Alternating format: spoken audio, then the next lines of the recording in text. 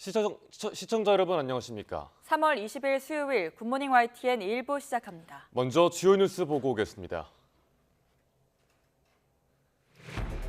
정부가 오늘 대학별 의대 증원 배분 결과를 발표할 전망입니다. 정원이 확정되면 2,000명 증원은 돌이킬 수 없게 되는데 의사협회는 발표를 강행할 경우 모든 파국의 책임은 정부에 있다고 경고했습니다. 이종섭 황상무 논란에 이어 국민의힘의 비례 공천을 놓고도 당정 갈등에 불이 붙었습니다. 한동훈 위원장은 사촌 논란은 이상한 프레임이라며 신윤계를 향해 정면 반박했습니다. 민주당 서울 강북을 재경선 결과 정치신인 조수진 변호사가 현역 박용진 의원을 제치고 승리했습니다. 양문석 후보 공천을 둘러싼 당내 파열음도 여전합니다. 대전의 한 고등학교에서 학생들이 자습하는 모습을 학부모의 동의 없이 인터넷으로 생중계해온 것으로 드러났습니다. 중계 영상들은 8개월간 유튜브에 올려져 있기도 했는데 대전시 교육청은 실태 조사에 착수했습니다. 우리나라에선 사상 처음으로 열리는 미 프로야구 메이저리그 개막전이 오늘 저녁 7시부터 펼쳐집니다. LA 다저스의 오타니는 지명타자로, 샌디에고의 김하성은 유격수로 선발 출전이 예상됩니다. 절기 춘분인 오늘 아침 서울의 체감 온도가 영하 2도까지 떨어지는 등 꽃샘추위가 기승을 부리겠습니다. 낮 기온도 예년보다 낮아서 쌀쌀할 전망인데 이러한 꽃샘추위는 내일까지 이어진다는 예보입니다. 첫 소식입니다. 정부가 오늘 의대 증원 배분 결과를 공개할 걸로 보입니다. 정부 관계자에 따르면 한덕수 국무총리는 오늘 의대 증원 필요성을 강조하는 대국민 담화를 발표합니다. 이어 이주호 부총리 겸 교육부 장관이 구체적인 정원 배정 결과를 공개할 계획입니다. 정부는 늘어나는 2,000명 가운데 80%를 비수도권에 배분하고 수도권엔 20%만 배분하는 방안을 검토하는 걸로 알려졌습니다. 이에 대해서 대한의사협회는 돌아갈 수 있는 마지막 다리마저 끊는 것이라며 강하게 비판했습니다. 대한의사협회 비대위는 브리핑에서 의대별 정원이 확정 발표되면 사실상 돌아올 수 없는 강을 건너는 것과 동시에 전공의들이 돌아올 다리를 끊는다며 모든 파국 책임은 정부에 있다고 주장했습니다. 그러면서 정부가 자초한 의료 공백 사태를 해결하기는커녕 불에 기름을 붓는 격이 될 것이라고 경고했습니다. 전공의에 이어 의과대학 교수들까지 의대 증원에 반발해 사직을 선언한 가운데 정부가 국립대학 병원장들을 만나 비상진료 체계를 철저히 유지해달라고 재차 당부했습니다. 보건복지부 조기용 장관은 어제 10개 국립대학병원 병원장들을 만나 비상진료 체계 유지를 당부하며 지역 거점병원으로서의 국립대병원 역할 강화 방안에 대해 논의했습니다. 그러면서 전공의와 의대생들이 조속히 각자의 자리로 돌아오도록 설득해달라고 부탁하는 동시에 필수 의료 종사자들과 직접 대화할 수 있는 기회를 마련해달라고 당부했습니다. 전공의들이 의료 현장을 이탈한 지 한 달이 되면서 곳곳에 비상이 걸렸습니다. 수술이 많이 줄어들면서 병원으로 공급되는 혈액의 양도 줄었고 보관만 하다가 폐기하는 양이 2배 이상 늘어난 걸로 나타났습니다. 윤홍성 기자입니다. 서울의 한 헌혈의 집. 혈액량이 부족할 때면 상품권이나 기념품을 추가로 주는 이벤트를 진행하기도 하지만 요즘은 예외입니다. 전공의들 집단 사직으로 수술 건수가 줄면서 혈액 수요도 덩달아 감소했기 때문입니다. 전공의들이 의료 현장을 이탈한 이후 대한적십자사가 의료기관에 공급하는 혈액량은 이전과 비교해 10% 안팎 줄었습니다. 지난해 같은 기간과 비교해도 한 종류를 제외하고는 모두 10% 넘게 감소했습니다. 문제는 혈액을 보관하는 기간이 한정적이라는 겁니다. 피 전체를 뽑는 전혈은 35일, 성분 체열기를 통해 뽑아내는 혈소판은 5일에 불과합니다.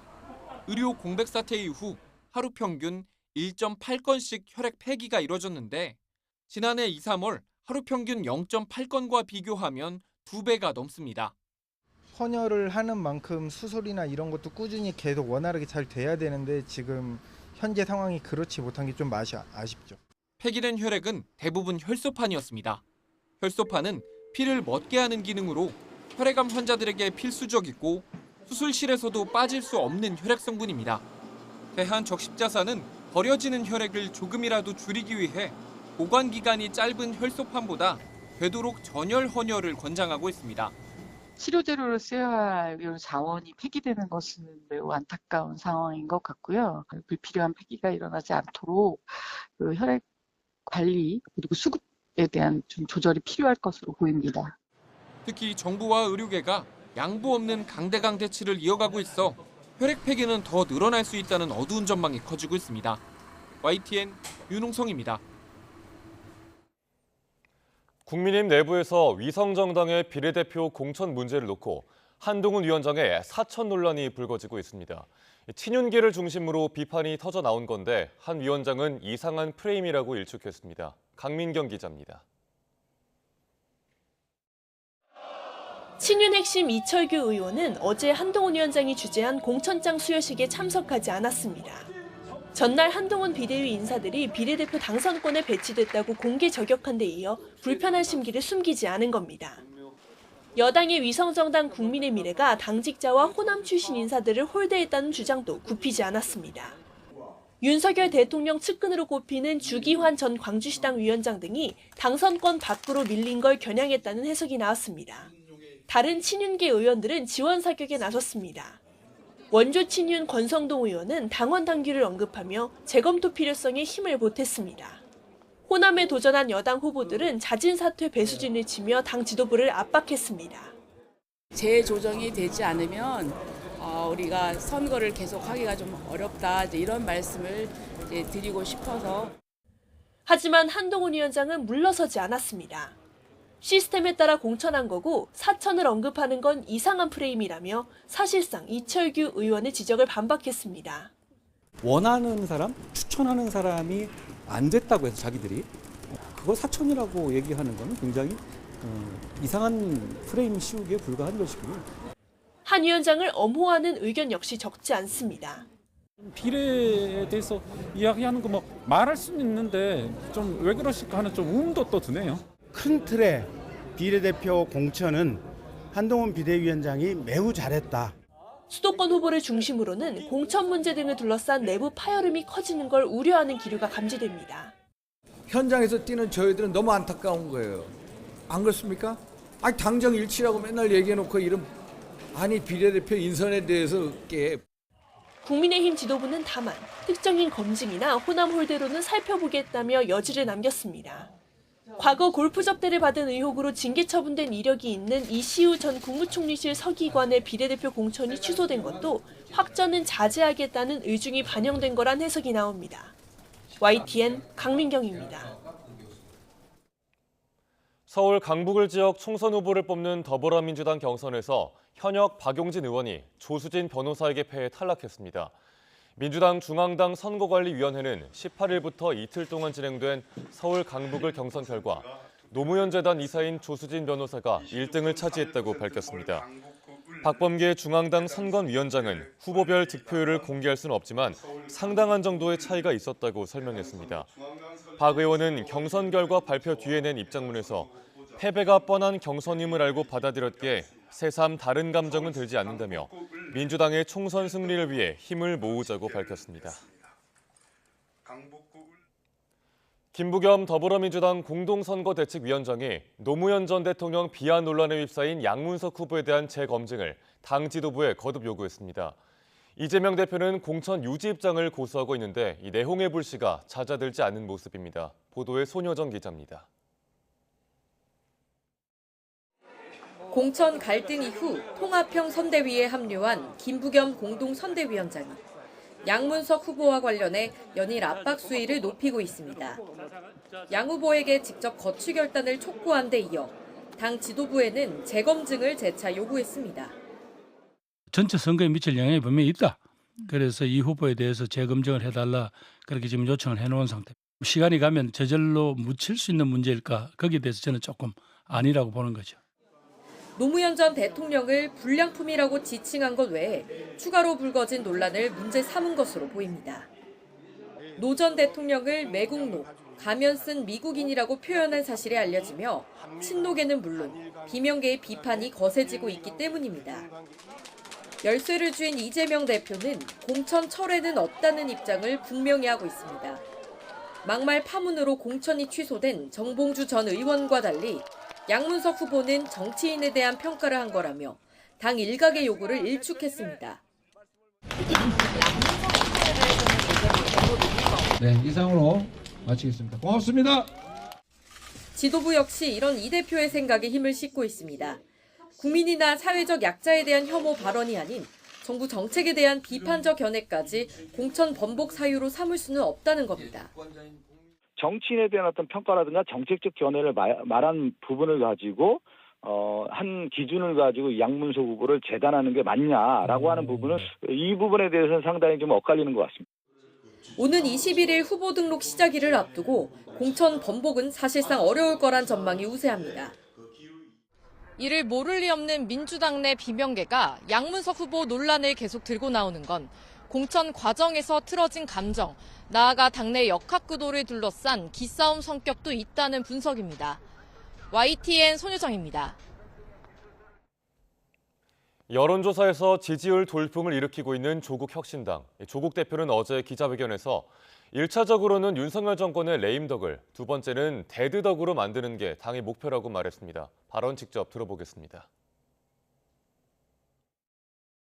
윤 대통령이 민생 대통령을 빙자해 관건 선거운동을 계속한다면 조국혁신당은 22대 개원 직후 윤석열 대통령의 관건 선거 의혹 진상규명을 위한 국정조사를 추진하겠습니다.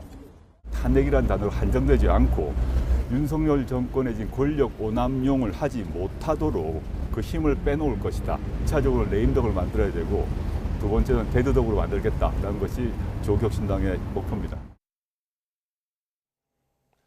더불어민주당 소속으로 전남 해남 완도진도 공천을 받은 박지원 후보가 조국혁신당이 명예당원으로 불러주면 좋다는 취지로 발언한 데 대해 당 지도부에선 부적절하다는 반응이 나왔습니다.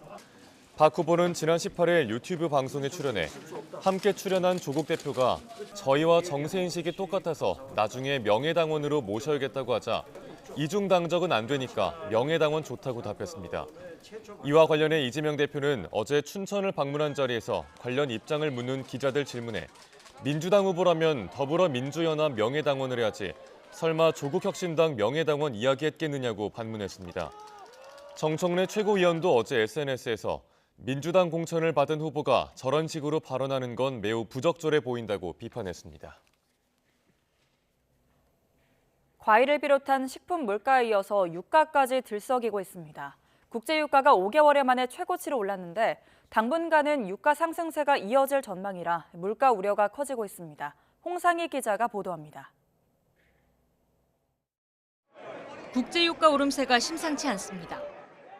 서부 텍사스산 원유 WTI 선물 가격은 2.1% 오른 1배럴에 82달러 72센트, 브렌트유 선물 가격도 하루 사이 1.8% 오른 86달러 89센트로 마감했습니다. 지난해 10월 말 이후 5개월여 만에 최고 수준입니다. 러시아 정유시설에 대한 우크라이나의 드론 공격이 이어진 데다 이라크가 원유 수출 제한 방침을 밝혔고 중국 경기 회복 기대감까지 유가 상승을 부채질했습니다.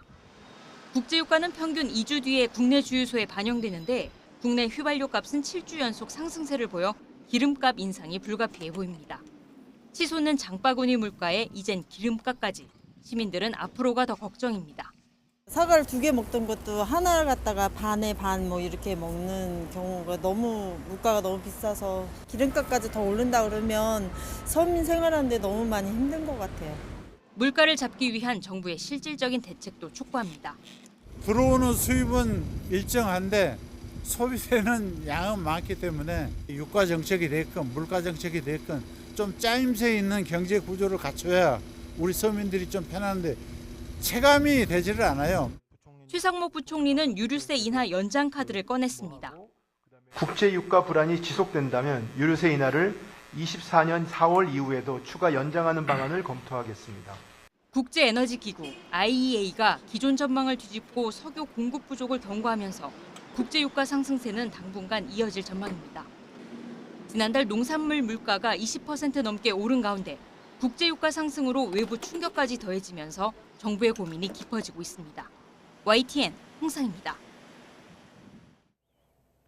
윤석열 대통령은 정부 부처를 향해 물가가 2%대에 조기 안착해 민생이 안정될 수 있도록 총력을 다해달라고 당부했습니다.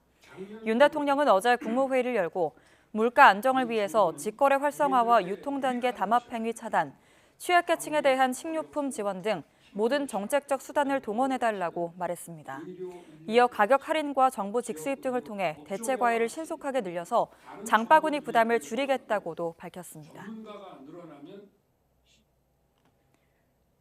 윤석열 대통령이 부동산 공시가격을 시세 90%까지 올리는 문재인 정부의 공시가격 현실화 로드맵을 폐지하겠다고 밝혔습니다. 이런 가운데 올해 전국 아파트 공시가는 작년에 비해 1.52% 올랐습니다. 이승윤 기자가 보도합니다. 서울 강남구 청담동 호텔 엘루이 부지에 지어진 더 펜트하우스 청담. 전용 면적 407제곱미터의 공시가격은 지난해 163억 2천만 원에서 164억 원으로 올라 4년 연속 가장 비싼 아파트가 됐습니다. 이처럼 전국 아파트 공시가격은 지난해보다 1.52% 상승했습니다. 특히 세종과 서울 등 7개 시도가 올랐습니다. 반면 대구를 비롯한 10개 시도는 떨어졌습니다. 올해 전국 아파트 공시가격이 소폭 인상에 그친 건 시세의 69%만 반영한 임시조치 때문입니다.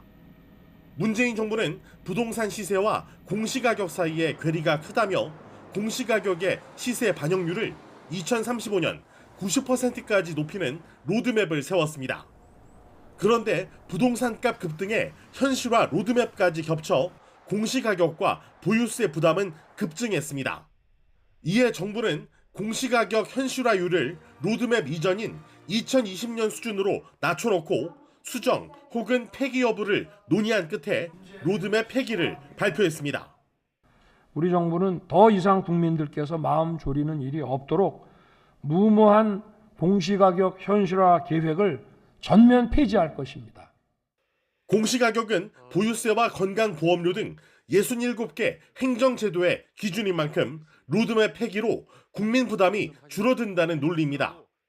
부동산 공시가격이 합리화되면 국민들이 내는 보유세라든지 건강보험료 같은 부담은 줄어들고 또 기초생활보장과 같은 혜택은 늘어나게 될 것입니다. 다만 로드맵 폐기 이후 내년 공시가격 산정 방법은 아직 정하지 못했습니다. 연구 용역 결과를 반영해 오는 7, 8월쯤 방안을 내놓을 예정입니다. 로드맵 폐기가 정부 뜻만으로는 어렵고 법 개정이 필요한 만큼 총선 결과가 중대 변수가 될 전망입니다. YTN 이승윤입니다. 일본 중앙은행인 일본은행이 17년 만에 금리를 인상하면서 마이너스 금리 정책 해제를 결정했습니다. 다만 급격한 금리 인상보다는 시장의 충격을 최소화하기 위해서 속도 조절에 나서겠다는 계획입니다. 도쿄에서 김세우 특파원이 보도합니다. 일본 은행이 2007년 2월 이후 17년 만에 금리를 인상했습니다. 일본 은행은 2016년 도입한 마이너스 금리 정책을 통해 마이너스 0.1% 단기 정책 금리를 적용해 왔는데 0.1%포인트를 올리면서 단기 금리를 0에서 0.1%로 유도하기로 했습니다. 경기 부양을 위한 대규모 완화 정책의 핵심인 마이너스 금리 정책 해제를 결정한 겁니다. 자국 기업의 주식을 사들이는 상장 주식 펀드 매입, 국채 매입으로 국채 시장 금리를 통제하는 수익률 곡선과 같은 금융 완화 정책도 중단합니다. これまでのイールドカーブコントロールおよびマイナス金利政策といった大規模な金融緩和政策緩和はその役割を果たしたと考えています。 일본 은행이 이처럼 금융 정책 전환에 나선 이유는 물가와 임금 상승입니다. 지난해 일본의 소비자 물가 지수는 3.1%로 1982년 이후 최대치를 기록했습니다. 또 일본 노동조합 총연합회가 집계한 평균 임금 인상률도 5.28%로 지난해보다 1.48%포인트 높았고 기업들의 임금 인상 분위기도 이어지고 있습니다. 하지만 금리 인상으로 부동산 시장과 대출자, 수출 기업에 미칠 충격을 고려해 기존 완화 정책을 일정 기간 이어간다는 방침입니다. 특히 금융정책 결정회의 참석자들 일부는 이번 결정에 대한 우려를 나타낸 것으로 전해졌습니다. 今回の決定においてマイナス金利の解除に実質的に反対している方が2人いらっしゃったと、これは大きいと思うんですね。 잃어버린 30년이라고 불리는 장기 경기 침체에 대응하려고 취해왔던 지금까지의 정책에서 벗어나겠다는 일본. 일본은행의 이번 금리 인상이 미칠 파급력이 어느 정도일지를 놓고 일본 국내외 금융시장이 촉각을 곤두세우고 있습니다. 도쿄에서 YTN 김세호입니다. 삼성전자와 SK하이닉스가 현지 시간 18일 미 반도체 기업인 엔비디아의 연례 개발자 컨퍼런스에서 나란히 전시관을 마련했습니다. 전 세계 디램 시장 점유율 1, 2위인 두 기업은 세너제이 컨벤션 센터에서 마이크론, 구글, 아마존 등과 함께 전시 부스를 꾸렸습니다. 먼저 삼성전자는 업계 최초로 디램 칩을 12단까지 쌓은 5세대 고대역폭 메모리 HBM의 실물을 전시했습니다. 이는 디램 여러 개를 수직으로 연결해 데이터 처리 속도를 혁신적으로 끌어올린 고성능 메모리입니다. 또 SK하이닉스도 HBM3E 12H의 실물을 공개했습니다. 엔비디아의 최신 AI 칩에 4세대 HBM3를 탑재하고 있다는 사실을 부각하며 삼성전자와의 차별을 뒀습니다. 전준경 전 민주연구원 부원장의 금품 수수 의혹을 수사하는 검찰이 전 부원장이 재직하고 있는 부동산 개발업체 대표를 소환했습니다. 서울중앙지방검찰청은 어제 부동산 개발업체 A사 대표 김모 씨를 불러 전 부원장에게 부당하게 금품을 준 사실이 없는지 등을 캐물었습니다. A사는 지난 2017년 경기 남양주시에 2,800가구 규모 주택단지를 공사하는 과정에서 산지 전용 환경 영향평가를 받지 않았다며 남양주시로부터 공사 중지 명령을 받게 되자 국민권익위원회에 민원을 제기했습니다. 검찰은 해당 민원이 유리하게 처리되도록 도와주는 대가로 A사가 전직 권익위 비상임위원이었던 전 부원장에게 거액의 금품을 줬다고 의심하고 있습니다. 이에 대해 전 부원장은 YTN에 자신은 현재까지 3년 넘게 A사에서 일하고 있고 어느 누가 그런 방식으로 관계를 맺겠느냐며 의혹을 부인했습니다. 대전에 있는 한 고등학교에서 학생들이 자습하는 모습을 부모들이 볼 수 있도록 인터넷으로 생중계해온 걸로 드러났습니다. 이뿐 아니라 학생들의 얼굴과 표정, 행동 하나하나 선명하게 나온 중계 영상들이 관리 소홀로 지난 8개월 동안 유튜브에 올려져 있던 사실도 확인됐습니다. YTN 취재로 이를 알게 된 교육청은 학교의 영상을 즉시 삭제하도록 하고 조사에 착수했습니다. 양동훈 기자가 단독 보도합니다. 대전에서 고등학교를 졸업한 A씨는 유튜브를 보다 모교 동영상을 발견하고 깜짝 놀랐습니다. 학교 후배들이 자습하는 모습이 실시간 방송되고 있었던 겁니다. 이게 CCTV 같이 설치가 돼가지고 공개적으로 보여지면 안 되는 화면 같은데 유튜브로 송출되고 있다는 게 좀 당황스러웠고요. 실시간 방송을 진행하는 유튜브 채널에는 자습하는 모습을 촬영한 동영상 10여 개도 그대로 남아 있었습니다. 모두 학생들 얼굴이 선명하게 보이는데 날짜를 보니 8개월 전쯤 올라온 거였습니다. 또 영상 아래에는 자신처럼 이게 어떻게 촬영된 건지 궁금해하는 다른 사람들의 댓글이 붙어 있었습니다. 취재 결과 화면 속 아이들은 촬영 당시 3학년이던 학생들. 이 학교 교사가 실시간 영상을 찍어 유튜브로 방송한 거로 드러났습니다. 해당 고등학교에 문의해보니 교사가 학생들이 공부를 더 열심히 하는 자극제가 되도록 학생과 학부모 동의를 받아 한 거라고 해명했습니다.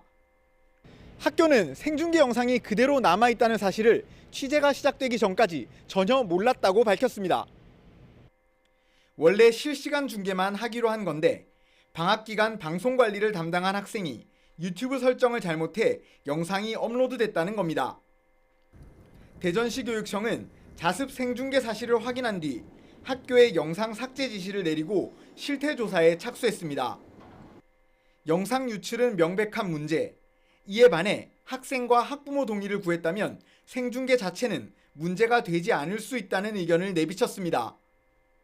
하지만 취재 과정에 교사가 학부모 간담회에서 해당 내용을 설명하고 공지했을 뿐 개별 동의를 받지 않은 사실이 확인됐습니다. 교육청은 자습 생중계 동의를 구한 과정과 동영상 업로드 경위를 포함해 다른 반이나 학년에서 비슷한 사례가 있었는지 조사하고 있습니다. YTN 양동훈입니다. 검찰이 살인죄로 복역하고 출소한 뒤 이번엔 연인을 살해한 60대 남성을 사회에서 영구히 격리해달라고 재판부에 요청했습니다. 검찰은 어제 인천지방법원에서 열린 60대 A씨의 결심 공판에서 무기징역을 구형했습니다. 검찰은 A씨가 살인죄로 징역 10년을 선고받아 복역한 뒤 또다시 살인범죄를 저질러 죄질이 불량하다고 설명했습니다.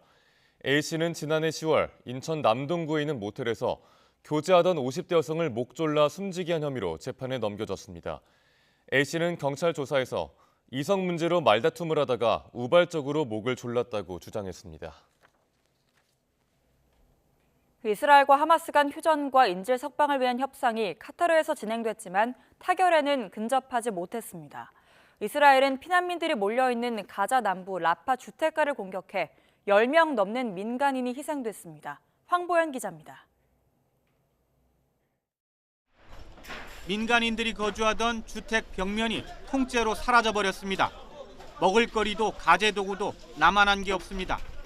현지 시간 19일 이스라엘군이 4차례나 가자 남부 라파 일대를 공습한 겁니다. 북부에서 밀려내려온 100만 명 이상의 피난민이 몰려있는 곳입니다. 한순간에 가족을 잃은 소녀는 서러운 울음을 멈추지 못합니다. AP통신은 어린이 3명과 여성 3명 등 10명 이상이 숨졌다고 전했습니다.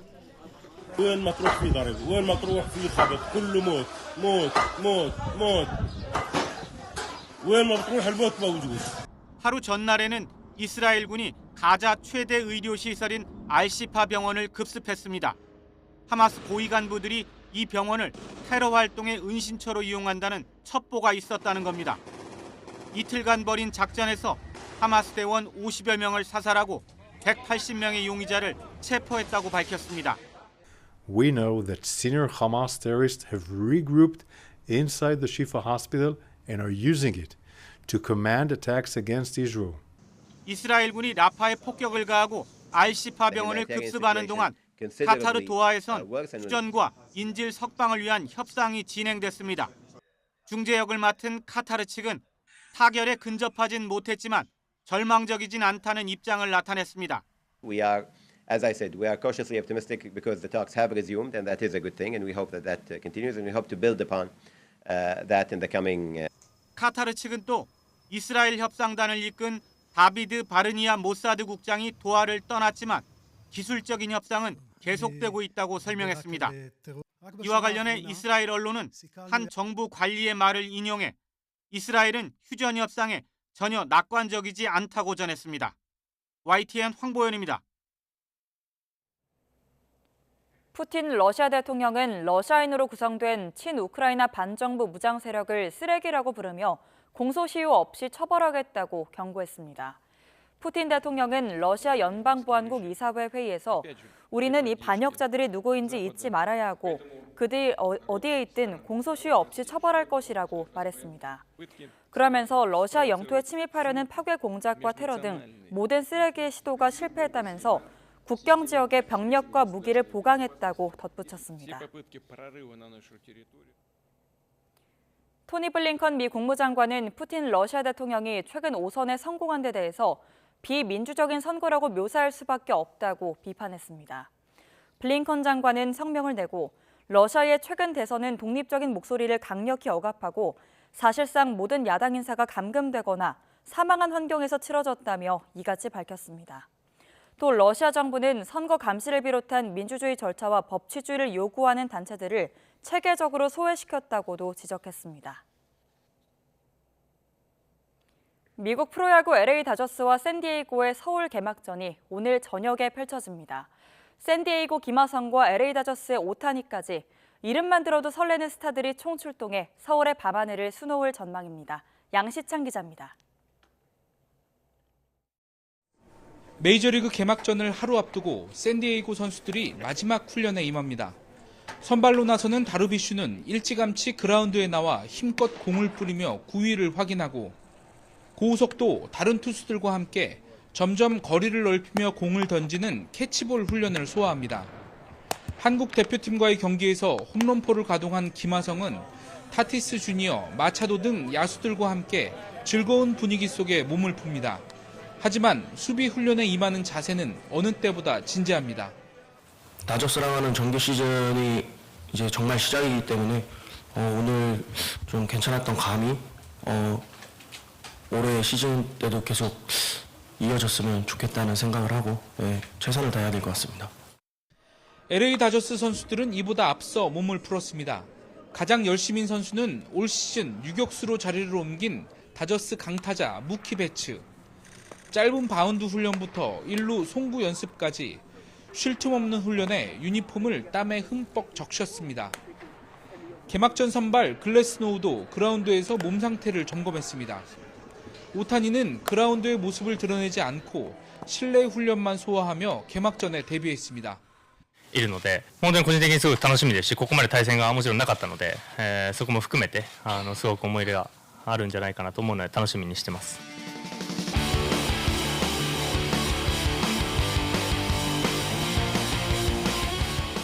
코앞에 다가온 2024 시즌 메이저리그 개막전. 개막 2연전을 승리로 장식하고 서울 시리즈에 마침표를 찍겠다는 각오는 다저스와 샌디에이고 모두 똑같습니다. 역사상 처음으로 서울에서 치러지는 메이저리그 개막전에 지구 라이벌인 두 팀이 양보 없는 진검승부를 예고하면서 야구 팬들을 설레게 하고 있습니다. YTN 양시창입니다.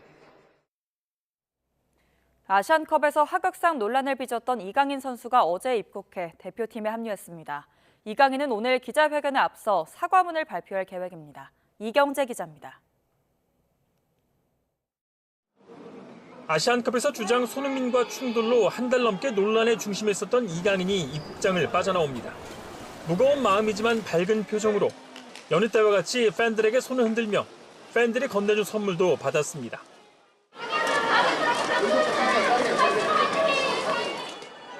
지난달 손흥민을 찾아가 직접 사과를 하고 손흥민도 이강인을 보듬고 팬들에게 용서를 구했지만 아직 이강인의 대표팀 선발에 싸늘한 시선은 남아있습니다.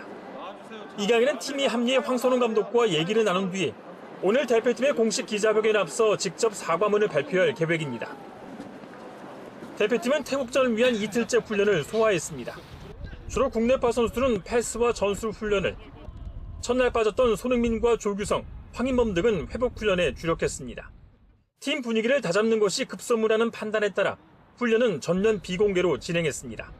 많은 것을 주문하고 원하는 건 좀 복잡해질 수 있기 때문에 최대한 좀 단순하게 조금 집약적으로 준비해서 경기할 생각입니다.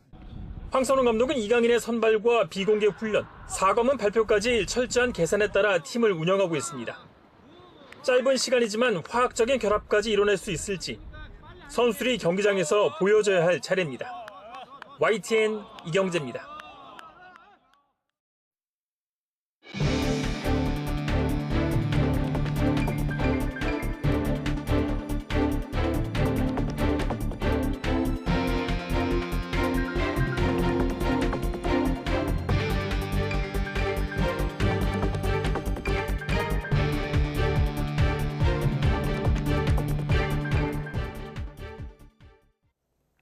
사과와 배 소매 가격이 정부의 할인 지원으로 하락세로 돌아섰습니다. 또 밀가루 가격을 내리겠다고 발표하는 기업도 나타났습니다. 하지만 워낙에 먹거리 물가가 많이 오른 탓에 소비자들이 체감할 수 있을지는 의문입니다. 이승은 기자가 보도합니다. 정부의 할인과 납품 단가 지원, 유통업체 행사에 사과값이 개당 2,500원 밑으로 내려갔습니다. 18일 기준 사과 상품 10개 소매 가격은 24,000원으로 하루 만에 12% 가까이 떨어졌습니다. 배도 상품 10개에 41,500여 원으로 8% 넘게 떨어졌습니다. 하지만 여전히 사과와 배값이 지난해보다도 비싼 데다 딸기와 참외값도 이번 달엔 강세여서 정부가 싼 값에 대량 공급에 나선 수입과일이 얼마나 수요를 대체할지가 과일 물가 하락의 관건입니다. 정부와 시민단체 압박에 식품업체들도 움직이기 시작했습니다. CJ제일제당은 다음 달부터 소비자 판매용 밀가루 제품 3종류의 가격을 평균 6.6% 내리기로 했습니다. 최근 국제 원맥 시세를 반영하고 정부의 물가 안정 기조에 적극 동참하는 차원에서 가격을 내리기로 했습니다. 하지만 원재료 외에 제반 비용이 올랐다며 가격 인하에 소극적인 식품업체들이 얼마나 실질적인 동참 결정을 내릴지 의문입니다. 지난해에도 라면과 빵, 과자 등 일부 제품 가격이 인하된 적 있지만 주력 상품은 빠져서 빈축을 샀습니다. 세계 식량 가격 지수는 러시아 우크라이나 전쟁 발발로 치솟았던 2년 전보다 27% 가까이 떨어졌는데 지수 구성 품목 가운데 유지류는 52%, 곡물 가격은 33% 넘게 떨어졌습니다.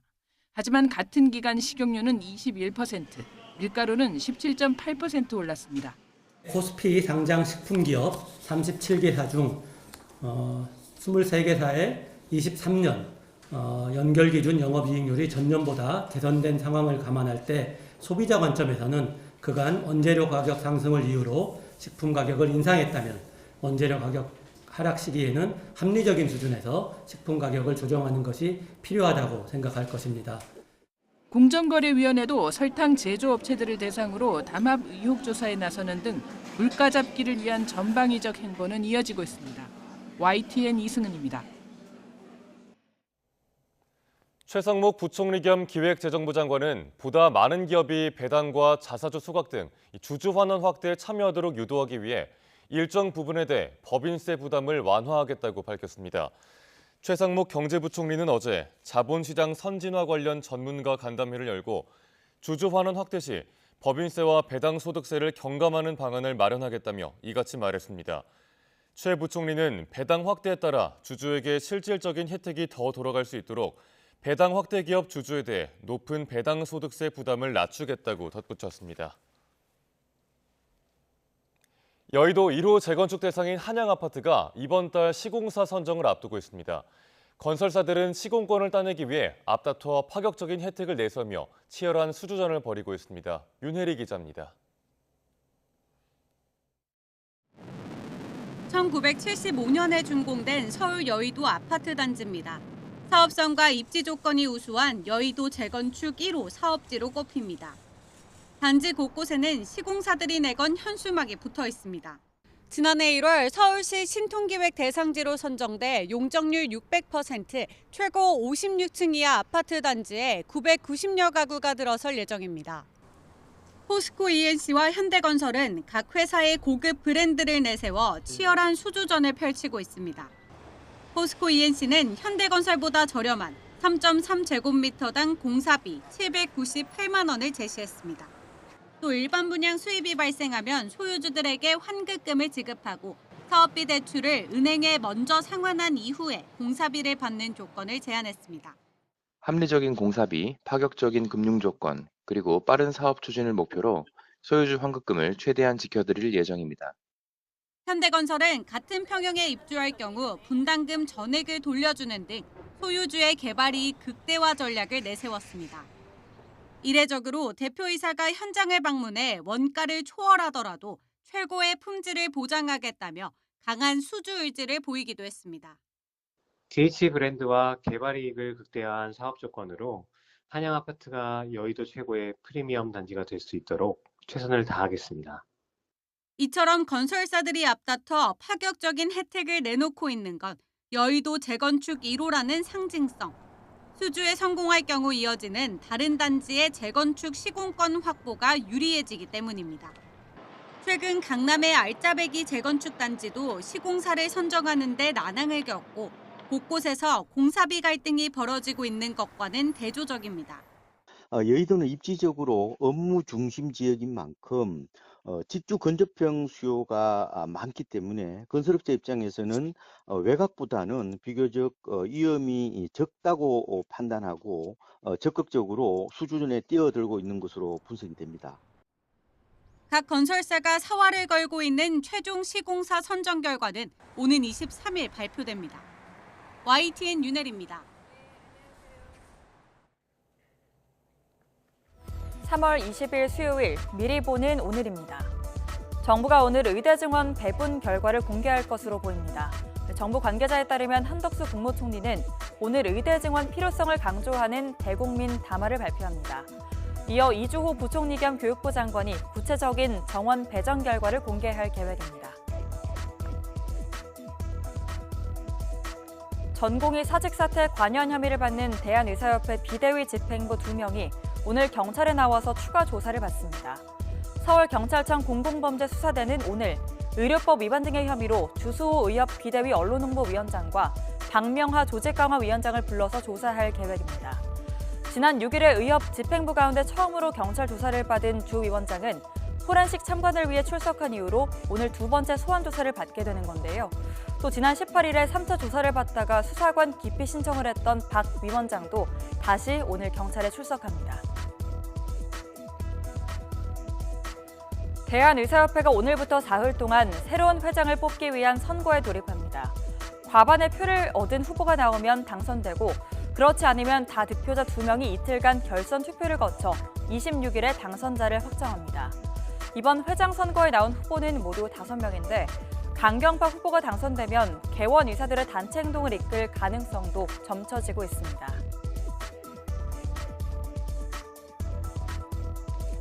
어제 한강 벨트를 지역을 돌며 서울 표심을 공략했던 한동훈 국민의힘 비대위원장은 오늘은 여당 험지로 꼽히는 경기 안양을 찾아 지원 유세를 펼칩니다. 한 위원장은 안양에 출마하는 후보들을 격려하며 유권자들을 향해 지지를 호소할 예정입니다. 더불어민주당 이재명 대표는 오늘 서울과 인천 지역의 표심을 공략합니다. 이 대표는 오전에는 서울시당 비선대위 출범식에 참석해서 이 한강벨트 등 주요 격전지 사수를 위한 결의를 다집니다. 이어 인천 지역의 전통시장과 상가를 돌며 윤석열 정부의 심판론을 부각할 전망입니다. 지금까지 미리 보는 오늘이었습니다.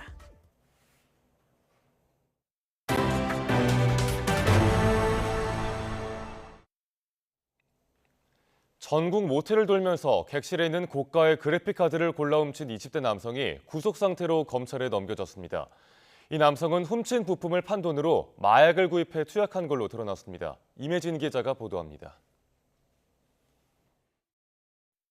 검은 모자에 마스크를 쓴 남성이 현금으로 숙박비를 낸 뒤 세면용품을 받아 객실로 향합니다. 그런데 모텔에 입실한 지 불과 1시간 뒤 커다란 가방을 짊어지고 주위를 살피며 방에서 다시 나옵니다. 객실 내 컴퓨터에서 고가의 그래픽카드를 노린 겁니다. 이것저것 가져간 건 다 합치면은 절도당한 금액은 한 60만 원 정도 되고 실질적으로 컴퓨터는 아예 파손이 돼가지고 손실은 150만 원 정도 되고 20대 A씨는 숙박업소를 돌며 그래픽카드 등 컴퓨터 부품을 챙긴 뒤 저가 제품으로 교체해 눈을 속이려 했습니다. A씨는 고사양 컴퓨터가 있어 게임하기 좋다고 홍보한 숙박업소들을 범행 대상으로 삼았습니다. 숙박업소에서 절도 신고를 여러 건 접수한 경찰은 지난 9일 울산에 있는 집에서 A씨를 검거했습니다. 체포 당시 방 안에선 필로폰이 담긴 주사기가 여러 개 나왔고 30여 명이 동시에 투약할 수 있는 양이었습니다. 마약 간이시약 검사에서도 양성 반응이 나왔습니다. 조사 결과 A씨는 훔친 부품을 중고거래로 팔아 얻은 돈으로 필로폰을 구매한 뒤 투약한 것으로 드러났습니다. 지난 2월부터 한 달 동안 서울 강서구와 영등포구, 부산까지 전국을 돌며 훔친 부품값은 1,000만 원대에 이릅니다. 지난해 11월 침입절도와 마약 투약 혐의로 형기를 마치고 나온 지 넉 달 만에 다시 범행에 나선 겁니다. 경찰은 A씨를 상습절도와 마약류 처리법 위반 혐의로 구속 송치하고 추가 범행이 있는지 수사하고 있습니다. YTN 임혜진입니다. 지난해 어린이집 밖으로 나간 2살 여자아이가 수백 미터 떨어진 차도에서 발견될 때까지 방치됐다는 사건과 관련해 어린이집 관계자들이 아동학대 등의 혐의로 검찰에 송치됐습니다. 서울경찰청 여성청소년범죄수사대는 지난 11일 서울의 한 어린이집 원장과 보육교사 등 2명을 아동학대와 아동학대 방임 혐의로 송치했습니다. 이들은 야외 수업을 받던 2살 A양이 없어진 사실을 20분가량 인지하지 못하는 등 보호 의무를 위반한 혐의를 받습니다. 경기 시흥경찰서는 만취 운전자 검거에 도움을 준 시흥시 도시정보통합센터 이금희 주무관에게 감사장을 전달했습니다. 이 주무관은 지난달 19일 자정쯤 CCTV를 지켜보다가 만취한 남성이 차량으로 다가가 운전을 시작하자 즉각 경찰에 차종과 번호 등을 신고했습니다. 이후에도 시흥경찰서와 실시간 차량 위치를 공유하며 운전자를 빨리 발견할 수 있게 도왔습니다. 이 주무관은 큰 사고 없이 검거가 이뤄져 다행이라면서 도로 위의 평온을 지켜드리겠다고 표창 소감을 밝혔습니다. 오는 2026년 전력화를 목표로 개발 중인 한국형 초음속 전투기 KF-21이 공중급유 시험에 처음으로 성공했습니다. 방위사업청은 KF-21 시제기가 어제 오전 경남 사천의 제3훈련 비행장을 이륙해서 남해 상공에서 공중급유 비행에 성공했다고 밝혔습니다. 공군의 공중급유기 KC-330이 급유 막대를 KF-21에 연결해서 연료를 주입하는 방식으로 이뤄졌습니다. 방사청은 공중급유 시점과 급유량에 따라 차이가 있지만 1회 공중급유로 작전 반경은 50% 이상 늘어난다고 설명했습니다. 홍콩의 중국화의 쐐기를 받는 홍콩판 국가보안법이 만장일치로 홍콩 의회에서 통과됐습니다. 홍콩판 국가보안법은 반역이나 내란죄에는 최고 종신형을 선고하고 외부 세력과의 결탁은 강력히 처벌하도록 하고 있습니다. 이종수 기자가 보도합니다. 2019년 6월부터 연말까지 홍콩을 뒤흔든 대규모 반정부 시위를 계기로 이듬해 6월 중국 정부가 시행한 홍콩 보안법. 이 보안법을 보강해 홍콩 중국화의 쐐기를 박는 홍콩판 국가보안법이 홍콩 의회에서 만장일치로 통과됐습니다. 市民意識到國家安全嘅重要性，補齊香港維護國家安全嘅短板，盡早完成23條立法，已成為社會上廣泛嘅共識。 반대 시위도 없이 논의부터 의회 승인까지 50일 만에 속전속결 처리된 홍콩판 국가보안법은 국가분열, 테러, 외국 세력과 결탁 등 39가지 안보범죄와 이에 대한 처벌을 담고 있습니다. 반역이나 내란죄의 최대 종신형, 국가안보를 위태롭게 할 목적의 간첩행위 등의 최대 20년형이 선고됩니다. 외부 세력과 결탁을 막기 위해 허위사실 공표 같은 가벼운 범죄도 외부 세력과 공모하면 징역 10년 중형에 처해집니다. 오는 23일 발효되는 홍콩판 국가보안법으로 홍콩 내 반체제 활동 탄압은 더욱 가혹해지게 됐습니다. 홍콩 거주 사업가와 언론인은 일상 업무가 범죄가 될 수 있다는 우려가 커졌습니다. For media and other organizations, this is also a concern, as well as the new concerns about laws on collaborating with foreign forces or links with foreign countries or foreign organizations. 홍콩판 보안법으로 아시아 금융허브란 홍콩 위상도 더욱 추락할 것이 확실해 보입니다. YTN 이종수입니다. 미국 프로야구 LA 다저스와 샌디에이고의 메이저리그 서울 개막전이 오늘 저녁 7시부터 펼쳐집니다. 지난 15일에 입국한 LA 다저스와 샌디에이고는 그동안 LG와 키움, 팀 코리아 선발팀과 연습 경기를 통해 컨디션을 끌어올리며 개막전에 대비했습니다. 우리나라에서 사상 처음으로 열리는 메이저리그 개막전에서는 LA 다저스의 글래스노우와 샌디에이고의 다르비슈가 선발 맞대결을 펼칩니다. 또 다저스의 오타니는 지명타자로 샌디에이고 김하성은 유격수로 선발 출전이 예상됨에 따라 한일 타자 맞대결도 펼쳐질 전망입니다. 오늘은 절기 춘분이지만 꽃샘추위가 기승을 부리겠습니다. 나오실 때 보온에 신경 써주셔야겠는데요. 현재 서울 기온은 영상 1.9도, 찬바람의 체감 온도는 영하 1도 안팎까지 떨어져 있습니다. 막바지 꽃샘추위는 내일 아침까지 이어진 뒤 내일 낮부터 점차 누그러질 전망입니다. 오늘 아침은 어제보다 3에서 7도나 낮게 출발하고 있습니다. 현재 대관령 영하 5.6도, 현재 춘천 영하 0.6도를 나타내고 있습니다. 한낮에도 예년 기온을 밑돌며 쌀쌀하겠습니다. 서울 9도, 대전 10도, 대구 11도가 예상됩니다. 오늘 내륙은 대체로 맑겠지만 동해안 지역은 오후까지 눈이 이어지겠습니다. 이 지역에는 대설특보가 내려진 가운데 강원 산간에 최고 5cm의 눈이 더 내려 쌓이겠습니다. 여기에 해안가를 중심으로는 바람도 강하게 불겠습니다. 시설물 관리와 안전사고에 각별히 유의하시기 바랍니다. 다가오는 금요일과 토요일 사이에는 전국에 비가 내릴 전망입니다. 날씨였습니다. 굿모닝 YTN 1부 마칩니다. 잠시 후 2부가 이어집니다. 함께해 주신 여러분 고맙습니다.